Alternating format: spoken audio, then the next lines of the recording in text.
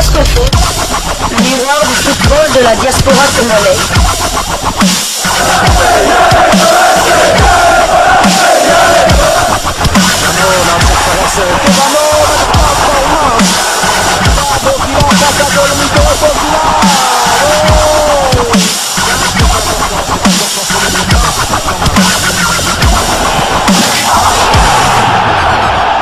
Diasco Foot, le miroir du football de la diaspora congolaise. Vous êtes sur Diasco Foot, le miroir du football de la diaspora congolaise. Diasco Foot vous dit bonjour, tout le plaisir est pour nous de vous retrouver, mais surtout de savoir que vous êtes nombreux en train de suivre votre chaîne YouTube dédiée uniquement aux footballeurs de la diaspora congolaise. C'est l'heure de partager avec vous quelques news que nous avons pu récolter pour vous. Des news concernant certains de nos internationaux et bien aussi la tanière des léopards de la République démocratique du Congo. Et pour les news d'aujourd'hui, nous allons le débuter du côté de la Turquie. La Turquie où l'on jouait la 26e journée du championnat turc de 2e division, où Rizespor qui se déplaçait sur le terrain de Eyüpspor l'a battu sur le score de 0 but contre 1. L'international congolais non convoqué par Sébastien Desabre, Yannick Yala Bolazi, n'avait pas débuté ce match. Il a néanmoins fait son entrée en jeu à la 79e minute. Et au terme de cette belle victoire à l'extérieur, Rizespor occupe la 3e position au classement du championnat turc de la 2e division avec 13 victoires, 10 matchs nuls et 3 défaites. 41 buts inscrits contre 20 encaissés. Quant à Yannick Yala Bolazi, il a profité de ces quelques minutes de temps de jeu pour porter à 1334 minutes son temps de jeu sur les 2640 possibles. Il a donc participé à 19 des 29 matchs de son équipe avec à la clé 10 buts inscrits et une passe décisive délivrée. Prochain rendez-vous pour Rizespor et Yannick Yala Bolazi, ce sera pour le compte de la 27e journée et la réception de Manissa le mercredi 29 mars 2028 sous le coup de 15h heure de Kinshasa. Et Yannick Yala Bolazi, je le dis, qui n'a pas été convoqué par Sébastien Desabre, même si cette saison les choses se passent plutôt bien pour lui. Yannick Yala Bolazi qui a déjà eu à inscrire 10 buts depuis le début de cette saison et une passe et a délivré une passe décisive, n'a pas manqué en tout cas de soutenir ses coéquipiers qui ont été convoqués par Sébastien Desabre.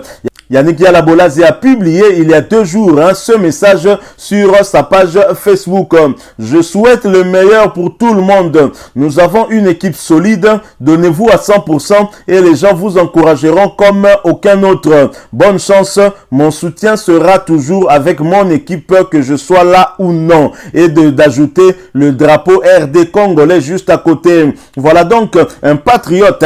Yannick Yala Bolazi, il a toujours été et il n'a pas manqué en tout cas d'apporter son soutien. C'est le premier supporter des Léopards. Il n'a pas été convoqué par Sébastien Desabre, mais ce dernier en tout cas pourrait pourquoi pas demain retrouver la tanière au vu de sa forme, puisqu'il n'a pas été épargné par les blessures. Yannick Yala Bolazi, depuis en tout cas cette blessure qu'il avait contractée alors qu'il était encore du côté d'Everton au cours d'un match contre Manchester United, il a été blessé par Anthony Martial. Il a eu à être écarté des terrains pendant plus ou moins 1 an à cause de ses ligaments croisés, et on peut dire que c'est un miracle que nous revivons encore Yannick Yala Bolazi aujourd'hui. C'est vrai qu'il n'a pas beaucoup été encouragé par ses compatriotes qui n'ont pas vraiment eu à le comprendre. C'est vrai qu'on attendait aussi beaucoup de lui, on attendait des résultats en sélection et malheureusement Yannick Yala Bolazi n'était pas revenu à son meilleur niveau, et même jusque là je peux affirmer en tout cas sans peur d'être contredit qu'il n'a pas retrouvé, peut-être qu'il ne retrouvera pas en tout cas son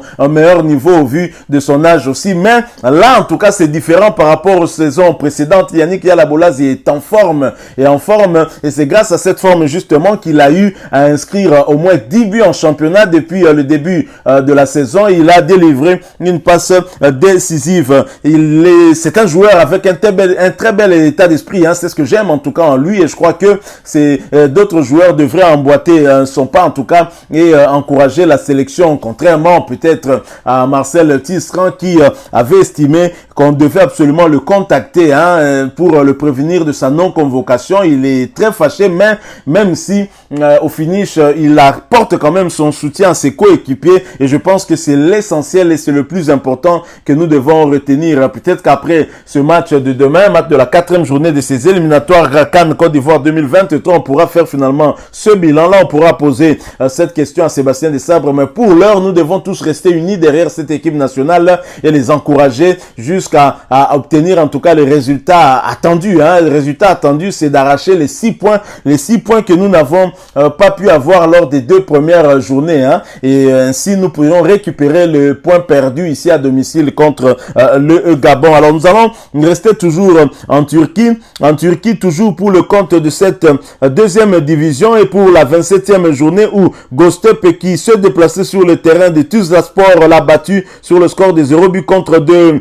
Gianelli Imbula avait débuté ce match sur le banc, mais il a fait son entrée en jeu à la 74e minute et son équipe Tuzlaspor, qui a perdu ce match à domicile, occupe la 12e place au classement du championnat turc de 2e division avec 7 victoires, 4 nuls et 15 défaites, 31 buts inscrits contre 41 encaissés. Quant à Gianelli Imbula, il a porté à 655 minutes son temps de jeu sur les 811 minutes possibles. Il a participé à tous les 9 matchs de son club. Il a eu à inscrire un but.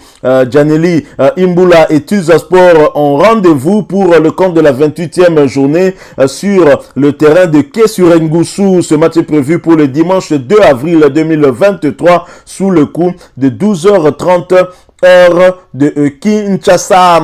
Voilà donc Gianelli Imbula qui n'a pas non plus été convoqué par Sébastien Desabre et qui fait également aussi une saison correcte cette année et c'est tant mieux pour lui aussi, qui a eu à trimer un tout petit peu pendant longtemps et dont la carrière était un tout petit peu ralentie. On est content qu'il puisse reprendre un tout petit peu des couleurs et c'est une bonne chose et pourquoi pas le revoir demain en sélection. Alors nous allons toujours continuer avec ces quelques news et en venant ici au pays, en République démocratique du Congo, où un joueur de l'ASV Club serait proche de quitter la RDC.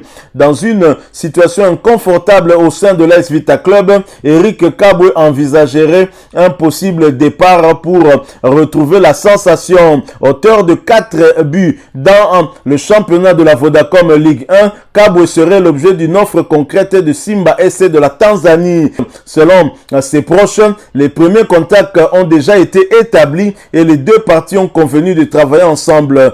Toujours selon la même source, si tout se passait à temps, Kabwe pourrait faire ses débuts en Tanzanie dès la saison prochaine. Arrivé à l'ASV Club en 2020, le joueur âgé de 25 ans devrait, sauf changement en tout cas, quitter le club quinois. Voilà, c'est quelques informations qu'on a pour vous et maintenant place à l'information concernant la tanière des léopards de la République démocratique du Congo. Les léopards qui se sont entraînés hier, c'était leur première séance d'entraînement à Nouakchott.